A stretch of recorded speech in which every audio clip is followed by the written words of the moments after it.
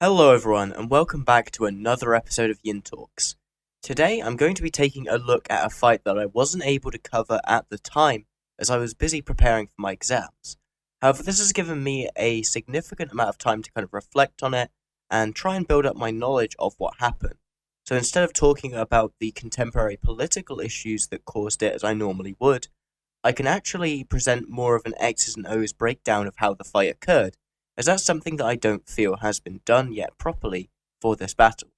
In addition, this just lets me experiment and kind of see if you guys enjoy this style of content. If you do, let me know, and I'll probably consider making some more of it in the future. As you might be able to tell from the title of this video, the specific battle that I'm going to be going over is Jin'taan 4,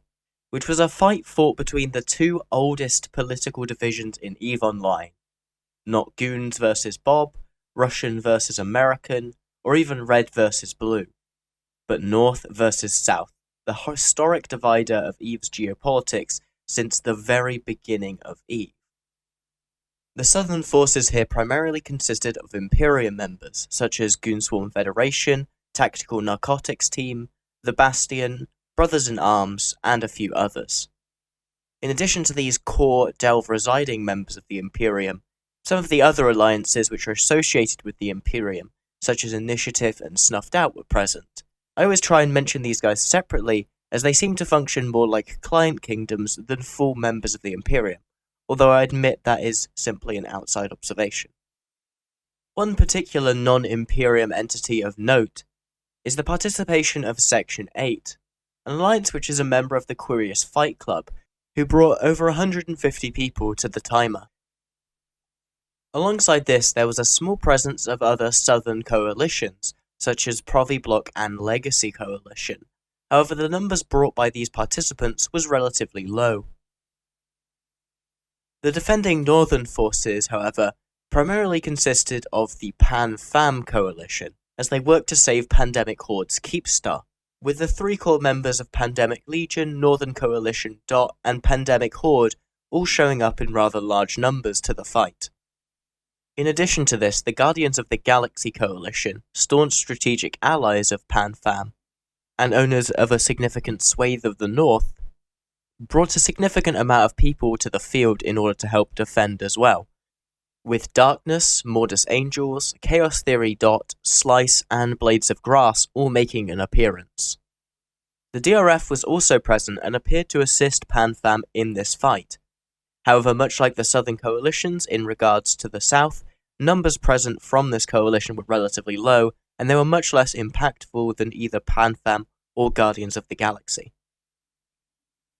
So, with the sides all shaken out, let's take a look at some of the key misconceptions that I think I need to address before I talk about the fight itself. The major one in play here, specifically from a lot of the more mainstream gaming media coverage, is that this is some sort of climactic battle that was going to take place between the Imperium and PanFam, framing it almost as the climactic battle of some ongoing war. And that really wasn't the case, at least by my understanding of the political situation. As whilst the relationship between PanFam and Imperium could be described as no less than hostile, as whilst the relationship between PanFam and the Imperium has been pretty much universally hostile since World War B, the Imperium has previously not acted upon this in any significant way, apart from the 2-week excursion to the north earlier last year. And by simply taking a look at a map of the route that one would have to take to get from 1DQ, which is Goon's current headquarters, to the nearest PanFam Keepstar in Jin'taan 4, you can see the difficulty that one would have in trying to make a meaningful commitment to attacking the north. And that's why I feel that the main reason that this battle took place, or had the potential to take place, was due to the annexation of Fountain by the Initiative and therefore the Greater Imperium. As this gave the Imperium a jumping off point in J5A that they were able to purchase from the culture, which could be used to effectively cut down the number of jumps that they would need to take in one movement in order to try and make something happen. It was effectively a play determined by geography and less by politics, at least in my reckoning. I will note, as you can see on the screen, that this is pure speculation from my part. I don't actually know the underlying reasons here.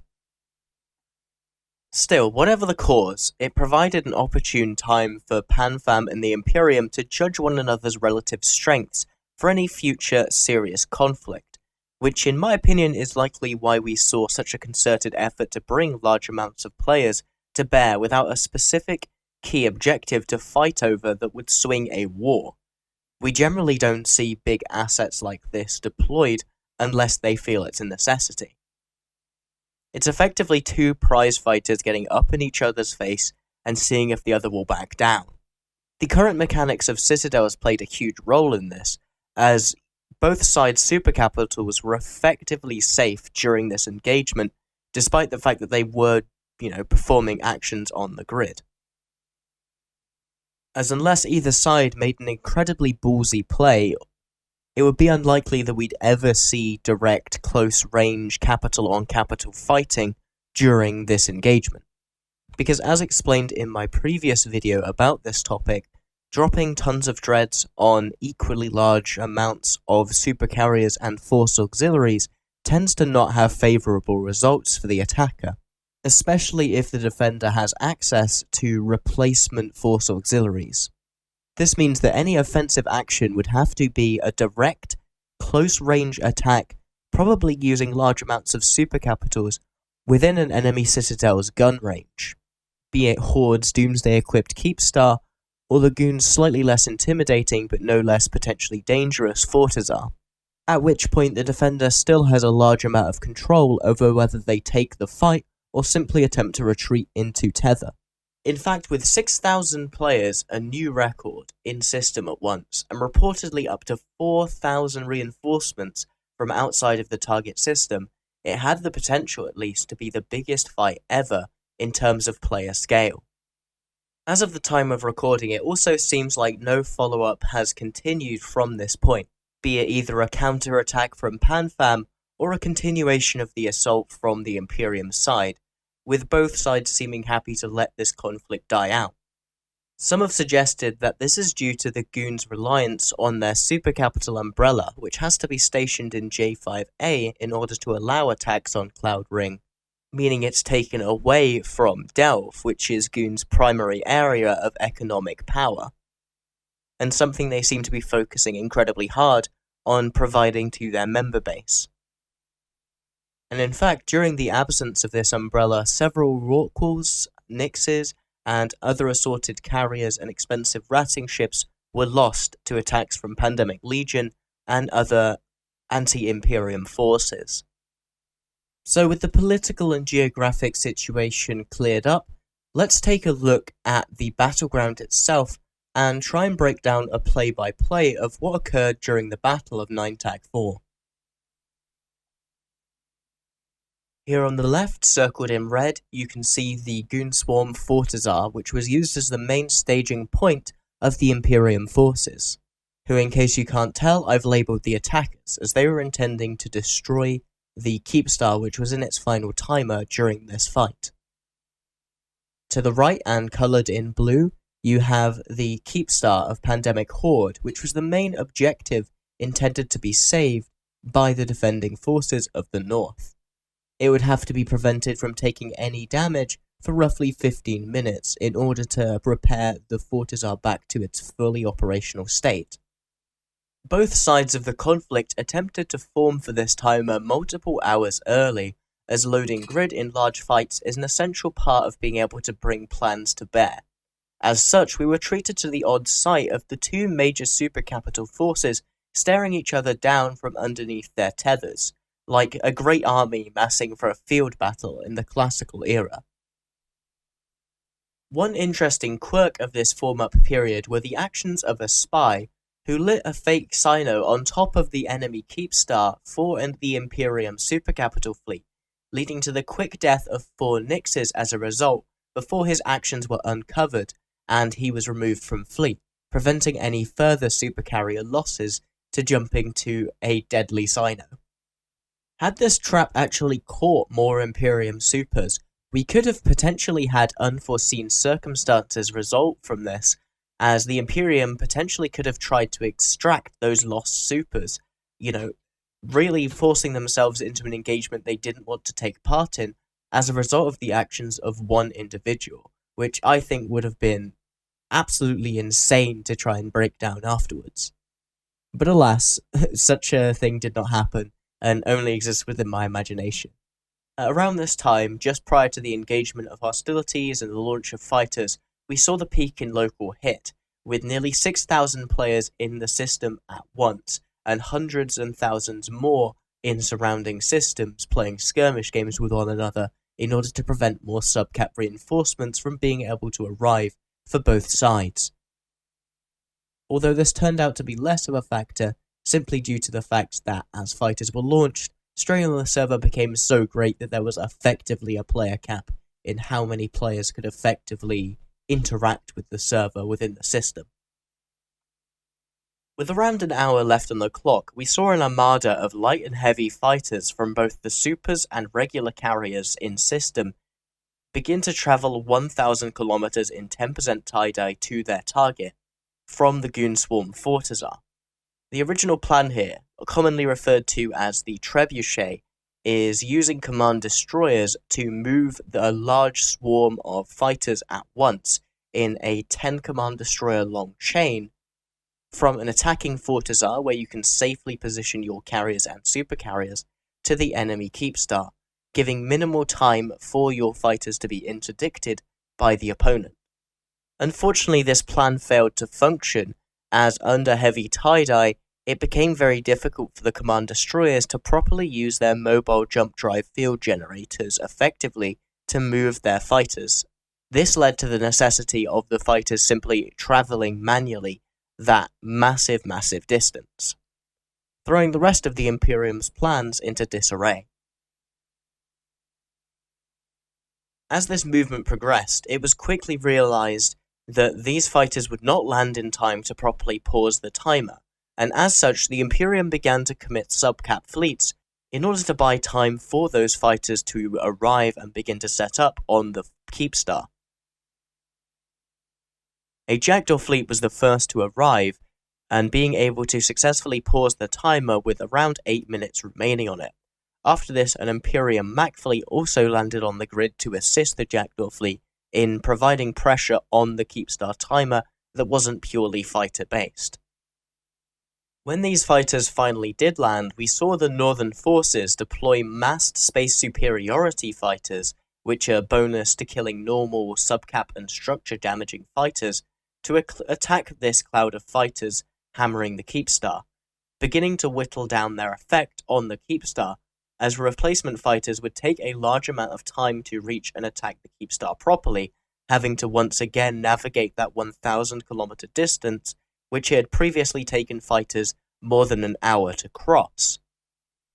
In addition to this, the massed Scorpions of Pandemic Horde attempted and succeeded in jamming large sections of Imperium fighters, further cutting down on the amount of fighters that are able to attack the Keepstar, being able to effectively trade their pilots 1-for-1 with the carrier pilots of the Imperium.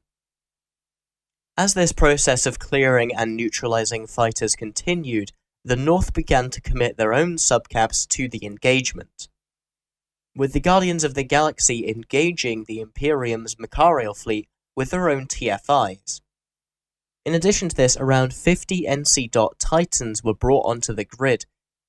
in an anti-subcapital fitting, allowing them to help clear out significant swathes of both these Macarials and also the Jackdaws that were continuing to linger on the grid. With the North correctly assessing that the Imperium wasn't going to be willing to commit their own Titans onto a hostile Keepstar. The task of clearing off all these subcaps was incredibly slow in real time, probably taking around 2 hours. However, if you take tie-dye out of the equation, it probably only needed to be around 10 minutes of time, and it shows just how much strain was being put on the server by the immense amount of players involved. And to me, it's honestly quite impressive that under this amount of strain, the server was still able to function to a degree. People were still able to shoot one another, and subcap casualties were the result of that. Still, with the Imperials, Macarials, and Jackdaws effectively dealt with, That meant that the only two major DPS threats that were keeping the Keepstar paused were the initiative's Bush Ravens and the remaining fighters of the Imperium capital fleet. Reportedly, the Imperium had originally planned to replace the fighters that they were losing to space superiority fighters of the North by simply launching more. However, they found themselves unable to effectively, in this tie-dye situation, reload their launch tubes, preventing this veritable human wave attack from functioning as was intended, and blunting the momentum of the Imperium's attack. At this point, I considered the Keepstar effectively saved, as it would have taken some extreme mistakes on the northern side in order to lose the Keepstar at this point. They would have had to have failed to kill the Init Bush Ravens for a significant amount of time, and the Imperium also been able to bring more reinforcements in, properly reload their fighters, or something to that effect to add more threats to the grid, as I think it was inevitable that the Ravens would eventually get chased off, as they finally were in a couple of hours by fighters. As such, whilst the attackers, still tethered on their forces, are 1,000 kilometers away watched, the timer ticked down from 8 minutes to 0, saving the Keepstar completely and rendering the efforts of the attacking forces over the past couple of hours completely useless. As such, this effectively marked the strategic end to this fight, with the Imperium losing both the strategic objective and also a significantly larger amount of ISK in both fighters and of course those Nixes we mentioned before. One other interesting aspect of this fight, to me at least, is the fact that the universe didn't simply stand still during the fight, and I guess it's unlikely to stop moving anytime soon. In Providence, for example, the lack of Pandemic Legion during Euro time zone prime time allowed Providence to counterattack as much PL infrastructure as they could find in Providence, although only a fraction of those timers were effectively acted upon. Meanwhile, in Catch, Test was accused of setting up offensive citadels, which could be used as a jumping-off point in order to exploit a weakened Imperium if they fell afoul of a BTAC-R style defeat in 9TAC4, jeopardizing their future political relationships. The one final comment I have to make here is I wonder what will happen as a result of the Upwell 2.0 changes, and if that will change either side's strategy in terms of harassing one another across this now nearly shared border. And this is primarily due to the fact that it will give both sides the ability to leverage their time zone advantages if they have ones relative to one another. For example, it's possible that Guardians of the Galaxy, being the largest AU time zone coalition in the game, would be able to start harassing Imperium Keepstars in Fountain, which could lead to some future very interesting fights, in my opinion. Anyway, that's all for now, folks. Thank you so much for being patient with me, as I haven't put out any content. Anyway, that's it for now. Thank you so much for your patience, as I know I haven't put out any long-form content like this in a while. I've been busy studying for my exams, and I've only really just got back into the swing of playing EVE to a large degree, which has unfortunately also coincided with me going to war with PL and NC Dot, which, as one might imagine, takes up a significant amount of my time. Still, if you enjoy what I do, feel free to contact me on any of the above platforms, and feel free to check out my Patreon if you wish to support me financially. Oh, and as always, fly smart out there.